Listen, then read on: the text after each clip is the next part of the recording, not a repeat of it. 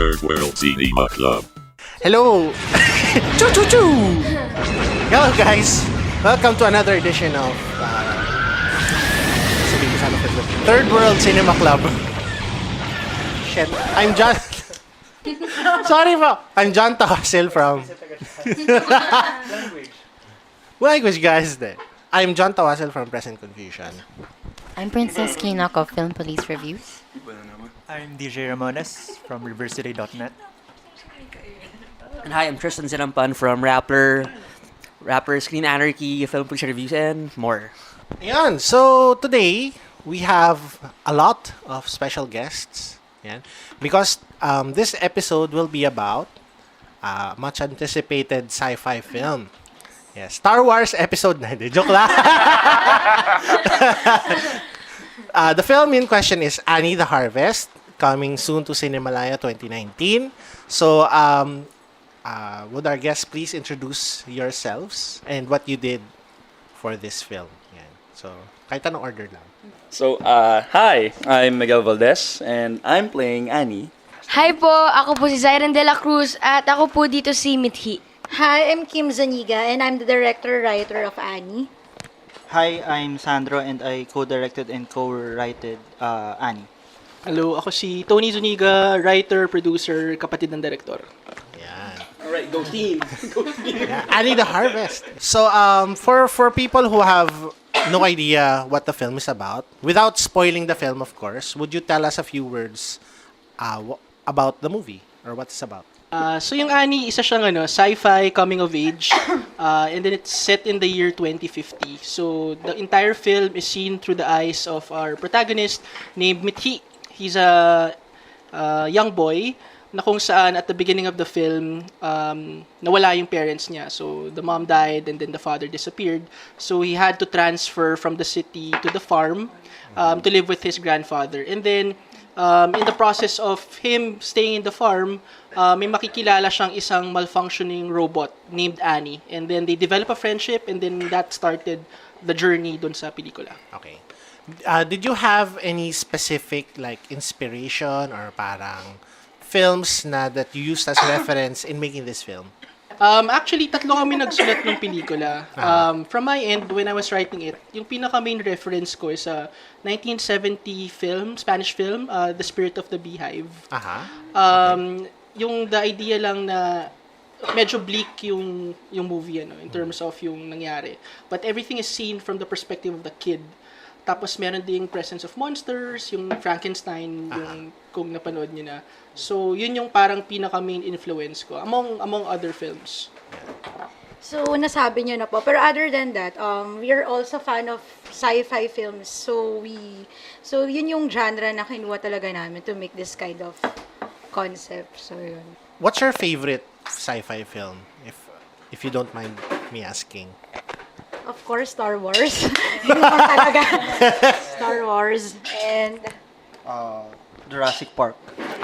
Ako pinaka siguro top of mind ko ngayon yung Arrival. Okay, very good. Yeah, because ako personally, I like sci-fi films na medyo may twist. Na parang parang it examines yung the now by projecting what could potentially happen in the future. Parang ganun. Hinihika ako parang si Darth Vader, so Star Wars. Ako po yung Avengers po. Tsaka po favorite ko pong hero po dun si Doctor Strange. Yun. Okay. So, using those influences, you made your film.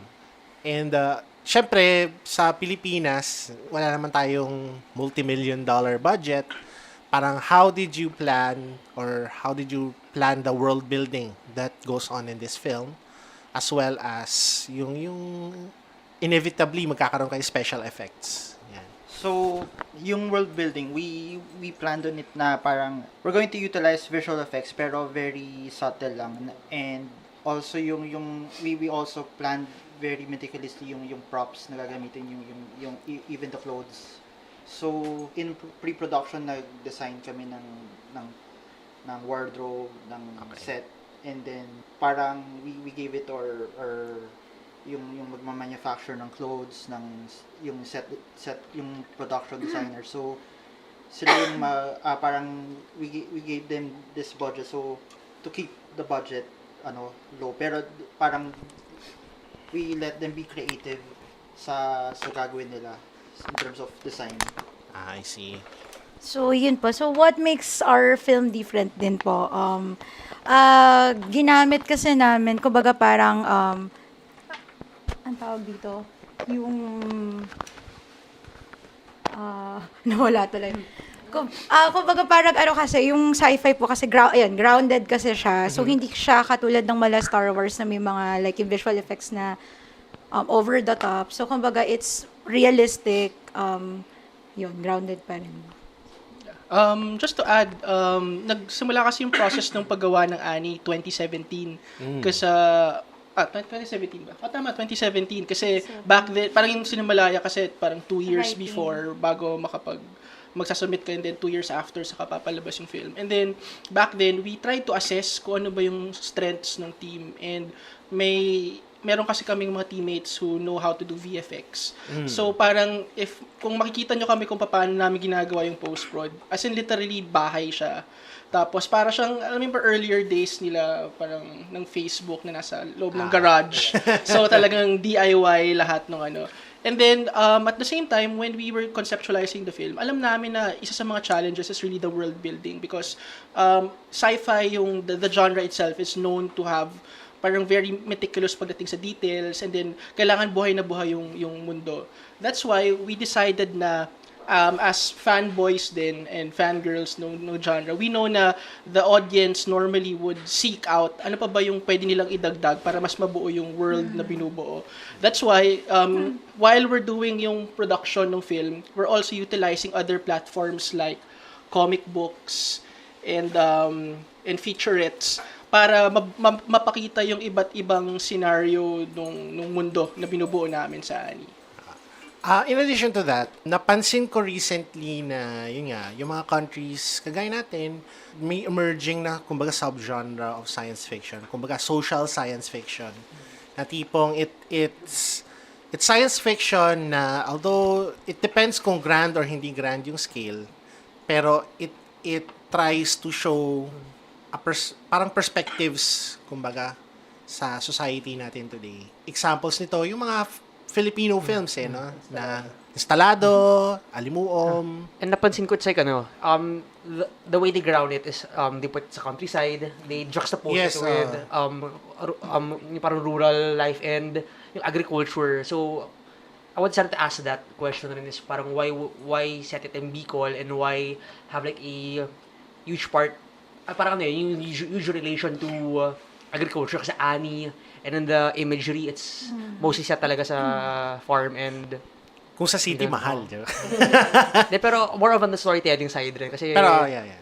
First, when you think of sci-fi, typically you'll think of yung mga big films na parang blockbuster na Star Wars, Transformers, and yun nga, they're set in mga cities, mga very sci-fi space elements. And parang we wanted to ground yung sci-fi element, yung story, by setting it in a rural area, yung farm, yung farm life. And also very interesting yung juxtaposition ng sci-fi elements with very parang traditional rural elements. Parang may doon pa lang may parang conflict na with the two, na parang technology, advanced technology, then farming. So yun. And thematically, parang it ties in dun sa story namin because yung Annie, maraming ibig sabihin bakit Annie yung pangalan niya. Una, Annie because if you look at yung synopsis namin, the kid is actually looking for a magical grain. So actually para siyang sci-fi coming of age na may elements of magical realism. And then second, Annie dahil it's a coming of age film. So it's all about and it centers on the character of Mithi. Tas within the story, yung name na Mithi itself, it's wish or ambition. And then Annie at the same time is because yun din yung pangalan ng robot namin. So coming from that, yung in terms of how we process or how we develop the story, it's always rooted dun sa idea na, like what you said, John, na dun sa idea ng what are the social realities ngayon and how can sci-fi actually, how can the genre magnify those para mas bumalik siya sa audience na okay, ito yung potential na mangyari in the future, so what can we do about it now? actually that answer na the purpose of how sci-fi is used. Kasi if you look at parang the most famous sci-fi films that we have, it's really even novels like 1984, Brave New World, it's really getting observations of what is happening right now and expanding it into parang basically blowing it up and seeing a future that's completely taken over by these practices. Pero moving beyond sci-fi kasi we've been talking about Magkaiba rin yun kasi you mentioned 1984. It's not necessarily sci-fi. More of futuristic, speculative lang siya. in a way, siya science. then Blade Runner. Blade Runner, Ghost in the Shell. So, I think I gave them the wrong examples. Pero many of our sci-fi films, it's really kasi I think nagkakaroon na minsan ng overlaps in dystopian and sci-fi. But it's the idea, I don't think this is as dystopian. Are you trying to portray ba something na as dystopian or talaga ka na lang you wanna draw on the sci-fi elements? Since sa bring up naman ni DJ. May pagka-dystopian din siya. And actually, hindi ko nasagot, Tristan, yung tanong mo kanina about why Bicol. Because dun sa world na binild namin, uninhabitable na yung Manila. And then parang may scarcity of resources. Kaya we wanted to show the story from a different part of the Philippines. Tapos yung din, nakakabit din kasi siya dun sa mythology na binuo namin na part ng kwento. May pagka-dystopian siya, pero I guess yung sa film namin, hindi siya ganun ka finocus because everything is seen from the eyes of the kid. So parang kami, when we were developing the story, parang parang in the future na medyo dystopic, ano kaya yung makikita natin pag perspective siya ng bata? How does a kid view climate change? How does a kid view all of these dark things? Parang So yun, diba, it's taking elements like yung pollution, like what Blade Runner did, na basically the sky has been blackened out na because of the pollution in the past. So sorry, I'm going back to yung question that I was meaning to ask. Moving beyond sci-fi, you mentioned that this is a coming of age film. So were there any inspirations to draw? Kasi parang naalala ko lang na a kid and his robot, parang siya, it's very much like mga, though not a robot, E.T., diba? E.T. and his si Elliot and E.T. or even AI ni Steven Spielberg. May may parang Amblin-esque seeing things from the eyes of a child. So what from where did you draw yung coming of age inspiration? So, actually, I've watched a film, pero hindi siya sci-fi. It's called First They Killed My Father. It centers dun sa perspective po nung bata. Kay Angelina Jolie yun. She directed it. So, yun, kumbaga parang, actually, yun yung pinaka-inspiration namin nung sinulat yun na, what if, in dystopic era, what it will reimagine nga dun sa perspective ng bata kung paano niya tingnan yung climate change, yung iba pang environmental degradation and other problems, issues na kinakaharap nung present day at madadala in the future. So yun, dun po nag-draw yun. So aside on also, we're also fan of Ghibli films. So kung mapapansin nyo, in terms of the Ghibli, although it's an animated film, medyo mature din yung topic na dinidiscuss doon. So ayun. And just to add, when we were in Singapore last December for the Singapore Film Festival, parang may project market siya on the side. When we were telling yung mga kinakausap namin about the film, parang they were saying, it kind of reminds me of parang Iron Giant. And na may pagkaan. And then, yun nga, yung parang may mga elements din kami kinuha from Ghibli films na parang it's a children's film, but it doesn't want to talk down on children. Parang it treats children as adults then in terms of the topics, in terms of the way they executed the film. Pinanood niyo ba yan? Pinanood niyo kay Cyrus? Tanongin natin. So, Yan. yun. Ano ba pina-prepare namin sa Yun yung question ko actually. Ano yung pinanood nyo para ma-prepare for your rules? Apart from mukhang nag-enjoy ka kasi hindi nag-interact sa mga robots. Siyempre po, binigyan po kami ng preference po ng mga movies po, ng mga sci-fi po, pati po. Kaya, ayun po, pinanood din po sa amin yung First They Killed My Father po. Tsaka po, syempre, in-enjoy ko din po kasi po, masaya po yung mga kasama ko po. Tsaka nag-reading din po kami para malaman po namin po talaga yung story po. Okay. For you naman, since ikaw yung robot, what was the challenges and opportunities na you gathered para to prepare for the role? Wow, showbiz. Welcome. Abante tonight. yeah, regardless of the... wait. Yeah, so yung mga challenges so far is kasi motion caption yung dating. And, you know, I took up workshops, the acting classes. Obviously, you use your face, use your voice, use your eyes. None of that. None of that. So, had to make sure na how to find a way to express through movement. I think may have a background in dancing, and that helped a lot.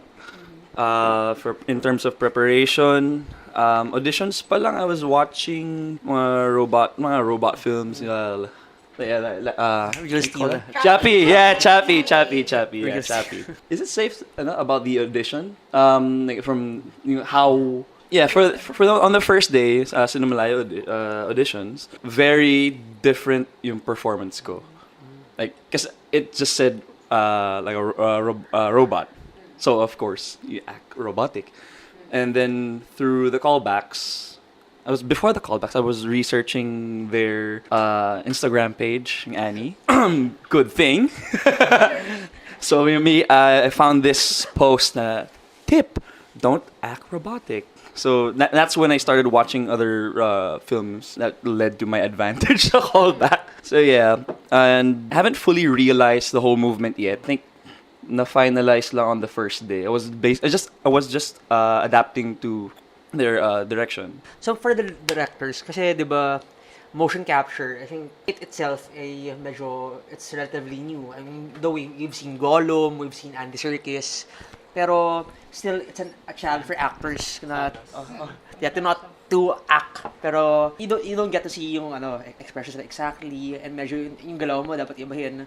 I'm not even sure how this will happen for Annie kasi ba yung face niya, it's parang LED lights ba yun? Or, parang it's a matter of technology din kasi ngayon sa Avengers si Thanos sobrang detailed na nung face, yung motion capture nila. Yeah, doon kayo papasok.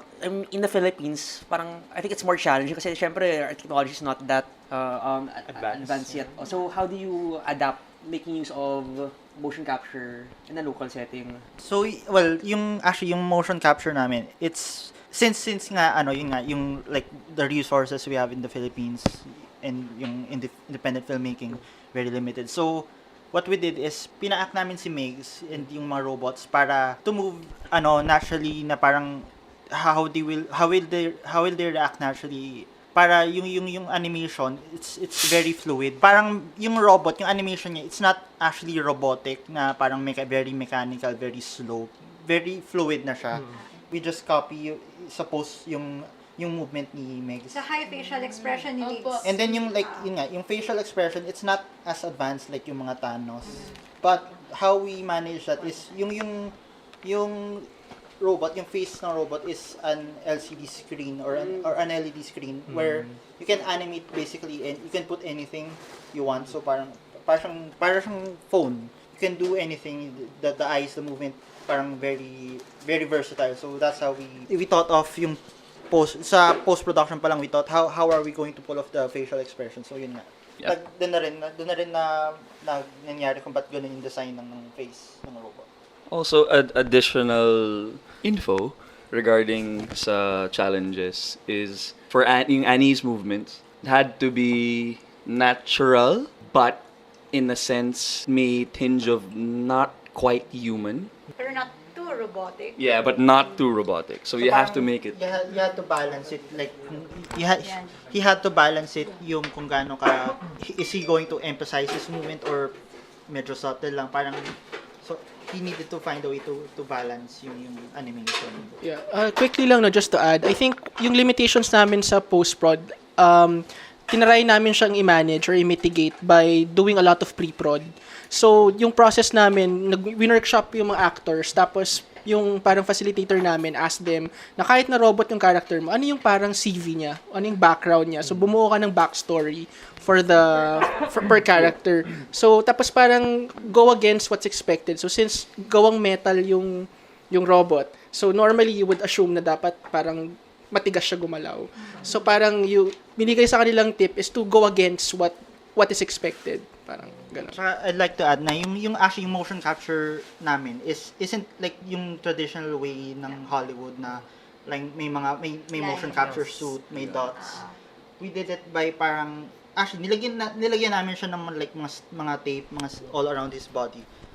For tracking yung ibang parts ng body niya. Pero sometimes actually most times medyo mano-mano pa rin yung pag-animate. So like when he's going to move his arm, medyo manually i-animate ng animator pa rin yung movement. Na ika-copy niya yung movement ng actor. Also, yung aside from the trackers, the green tape, had to wear, it's not, hindi naman tayo katulad ng Hollywood na may tracksuit na tracking suit.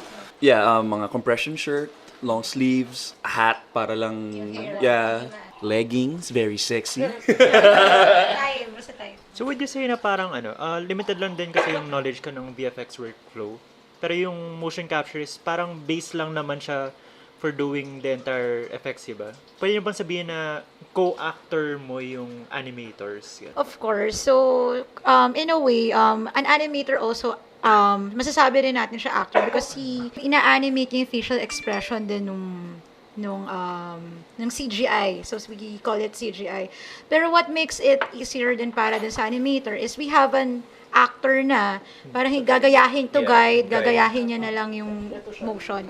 Saka, by using an actor, parang nakakatulong din with the co-actors para ma-imagine nila yung presence ng robot. Like yung eyeline, they're looking at the correct eyeline, the height, yun. So, nakakatulong din sa mga co-actors yung presence niya. So for context pala, they just showed us a clip of yung behind the scenes. So Also, for facial expressions, guide lang yung reactions ko. I still act. I want to go back dun sa kanina, sa context ng Philippine sci-fi. Kasi I'm a huge fan of sci-fi din. And also, I'm a fan of local sci-fi literature. Kasi ang yaman ang dami nating writers who write speculative fiction. Pero ibang case yung film kasi, I guess, number one concern is budget talaga. Pero yung kanina, na-mention namin yung dalawang recent examples, Instalado and Alimuom. And to me, sobrang magkaiba sila actually kasi yung Alimuom, they tried yung big budget approach na landscapes, entirely CGI. Pero yung Instalado, sila yung, I guess, yun yung mas sinusundan nyo na the word you keep on using is grounded yung yung effects nyo eh. Parang more on add-on lang yung organic yung elements nyo na CGI. Pero the base is kung ano talaga yung environment natin yun. Well, yung question ko dun is, when you came up with a concept and when you wrote out a story, parang inisip nyo ba siya na constraint talaga na, we want to do something na achievable talaga? Or parang later on na consideration na lang yun? Making a sci-fi film is very challenging talaga. Like, you need to let the audience feel that they're also part of that kind of environment. So, So, back to yung question kanina, we want it to make achievable and at the same time, na believable doon. Kumbaga parang, it's not the usual na nilalagay lang ng mga elements. Kumbaga parang nagbe-blend yung CGI elements doon sa environment para to make it more believable. So, tama po na, kumbaga parang nag-a-add lang siya dun sa mismong sa story, sa effects. So, kumbaga parang part din siya. And what makes it challenging din is for the audience to feel na hindi siya parang effects, kumbaga parang part siya ng environment kasi mahirap yun eh. So, maraming factors like lighting and other stuff. So, dagdag ko lang din. Ako personally, genre films yung paborito ko. And for me, the most effective genre films are the films na hindi nagsa-stand out too much yung excessive. Kumbaga it's not too excessive. Parang it all blends well. So, parang kami yung pinaka gusto namin mangyari is when the audience watch Annie, they couldn't really distinguish anymore kung ano ba yung sci-fi. Ano ba yung ano ba yung VFX at ano ba yung totoo. Kasi ang popular conception kasi ng sci-fi, it's all about the spectacle. Kaya we keep on saying Star Wars, ganyan. Pero even in foreign films, I guess some of the best sci-fi films recently, Looper, District 9, yun yung mga blended lo-fi sci-fi na I like to describe it as yung CG nila or the sci-fi niya, it's really there to augment and not be the universe, parang be the mythos of the, kasi yung ano we think of sci-fi minsan as the space operas and the other worlds, but many are grounded in, they just really slightly elevate the present or change things from what we're seeing. Si Ryan Johnson, before he made The Last Jedi, looper muna. Yeah. Saka yung ginagawa namin ito, we were challenged na paano ba namin mas mapapadagdagan yung konsepto ng Pinoy sci-fi? What will make a Pinoy science fiction different from the other kinds of science fiction all over the world? So, when you watch the film, even yung design ng robots namin, parang third world yung itsura niya na parang in-export siya from other countries, parang parang chinap-chop, tapos use machinery, tapos very idea ng parang junkyard, ukay-ukay kind of world, parang ganun. Down to that detail, we wanna make it believable na parang oo nga posibleng mangyari to in the year 2050. Tapos just to add quickly, we wanna we wanted year 2050 kasi hindi siya ganun kalayo sa year 2019. Na parang pwede pa tayong makitang mangyari yun. Pwede pa tayong buhay by the time of year 2050. So we don't want na during that time mga space travel na, but we wanted to focus on what is potentially possible in the future. Since you mentioned robots, can you give us a briefer on how you incorporated the robots in this future world? Kasi you mentioned na ito yung gamit niya, na harvest robots. So how did you incorporate in sa Philippine setting yung use of robots? Yung robots sa world ng Ani is ginawa namin, it's like everyday machinery, like mga trucks, mga cars. We use them as tools for different purposes. So may mga iba-ibang robots sa world na parang iba-iba yung design and iba-iba yung function and purpose niya. So yun yung ginawa namin. Ano ba? Aside from Annie, ba may other robot characters na makikita kami? Or can you spoil it or no? Surprise! Surprise! And actually, kahit spoil namin, visual siya eh. So, pero just to add to what Sandro mentioned, what we were excited about na makikita ng audience is yung the robots are not robots per se. They are people, they have personalities, they have different functionalities, and they played a crucial role dun sa society na yon. So parang in the trailer na nakita nyo, meron dun parang farmer robot.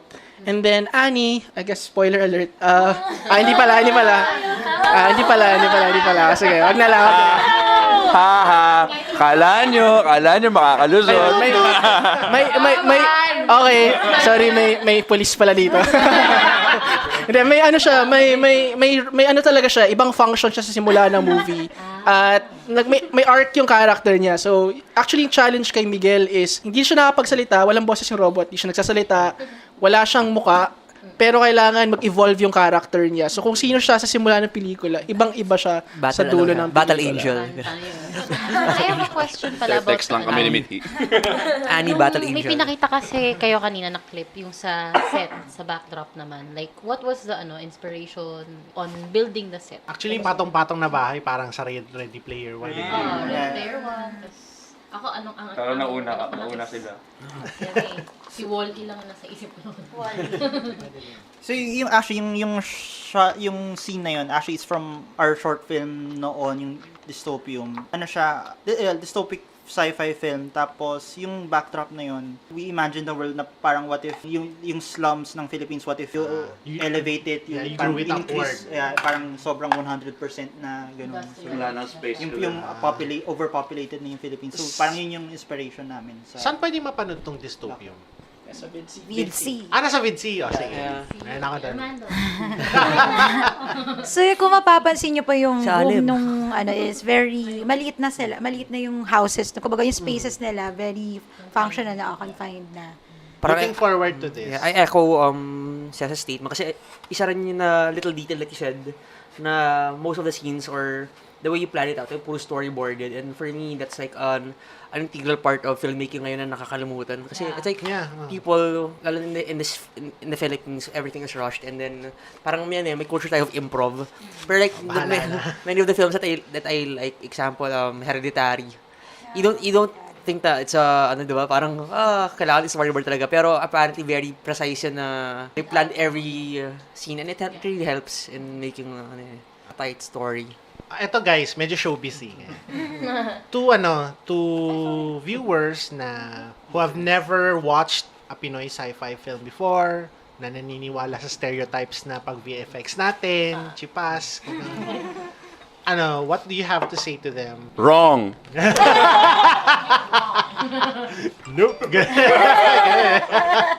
And if you wanna see the trailer, we're gonna link it na lang sa descriptions of our On our episode page. description. Yeah. Yeah. From what you see, it's maayos pagkakagawa nung... Actually, nagulat nga ako Yeah. My trailer reaction is wow. Yeah. Nung una I asked, ano ba, si Annie ba may tao inside that suit? Tapos ay, BF, ano ba? Parang parang Mask Rider eh. No? Akala ko na eh. Kasi it looked it looked gritty. Na, akala mo talaga galing sa junk shop. So, I didn't know na pwede palang ganun ka-polish na yung natin.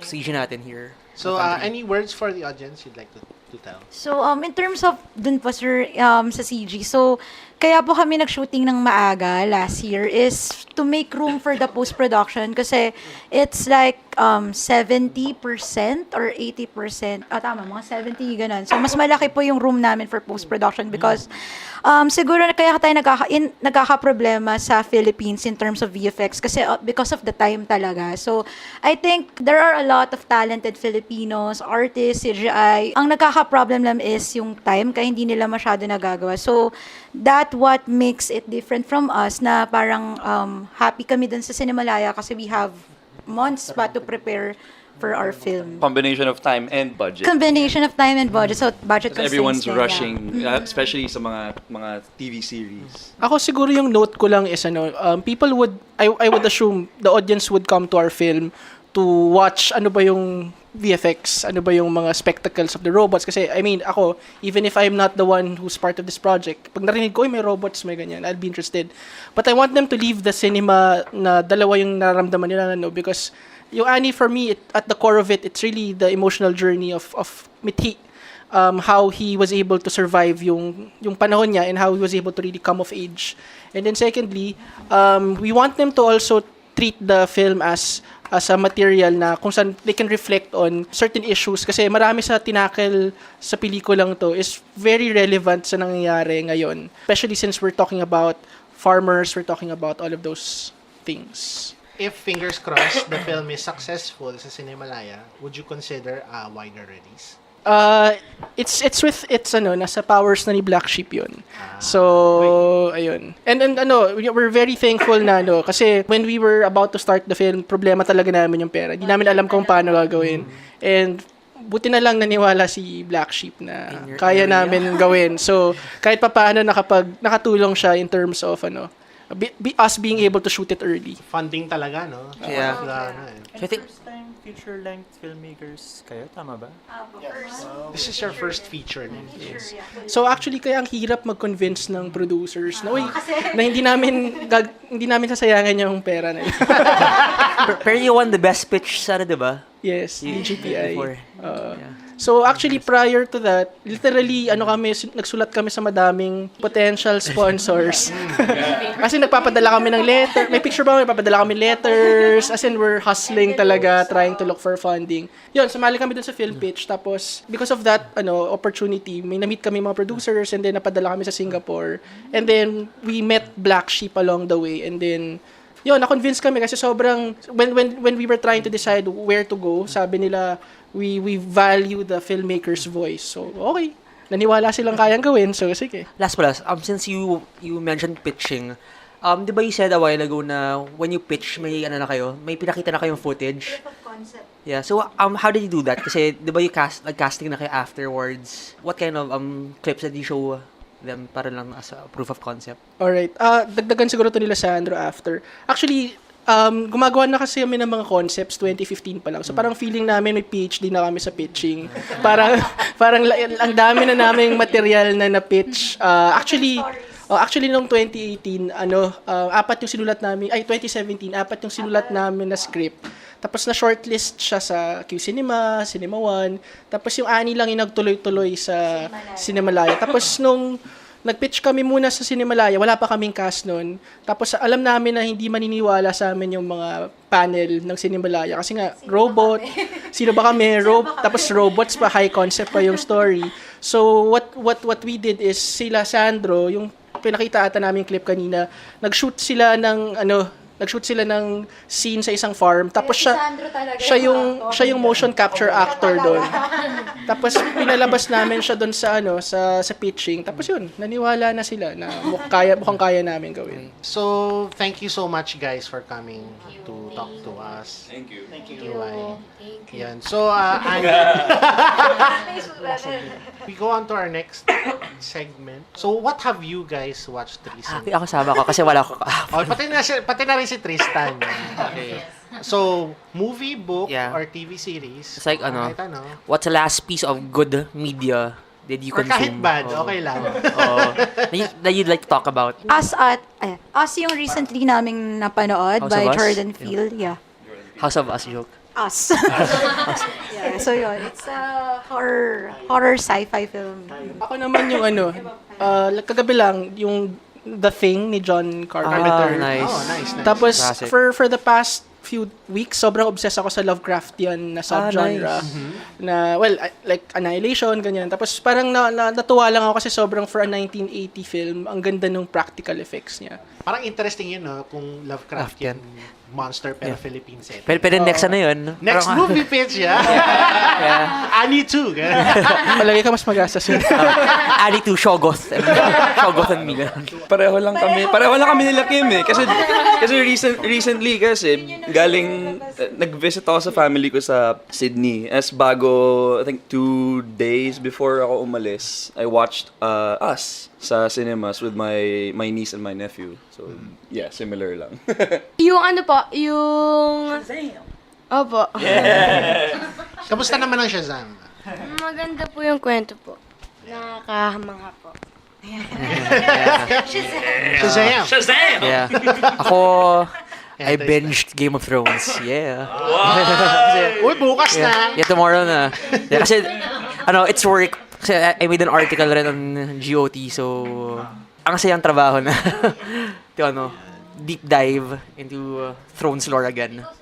I guess finish ko with a movie na napanood ko dati, hindi ko naman napanood recently, pero natandaan ko lang siya nung nakita ko yung kumbaga yung premise ng The Meg? Hindi The Meg. Pwede din yun na Philippines na Shark. Ay, Butanding.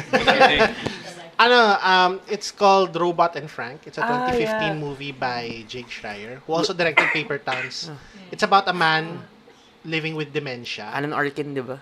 Siya ba nga ba to? Si Alan Arkin yata yung robot. Hindi, si Frank Langella. Langella. There we go, Frank Langella. Si Frank Langella, isa siyang old guy with dementia. Lo-fi He's a old-time bank robber. Tapos, binigyan siya ng assistant na robot to help him. Tapos, since meron siyang dementia, he uses the robot to commit one last heist. Again, so this ends our episode of Third World Cinema Club. So watch out for Annie, ha? Buy your tickets now, but Charot. Go to CCP right now. Camp there, live for 3 months, ganun. Remake ba ito Fishball. Remake ba ito ng Little Orphan Alley? Annie. The sun will come out. Until next time, we will see you. Bye-bye. Bye. Bye. Third World Cinema Club.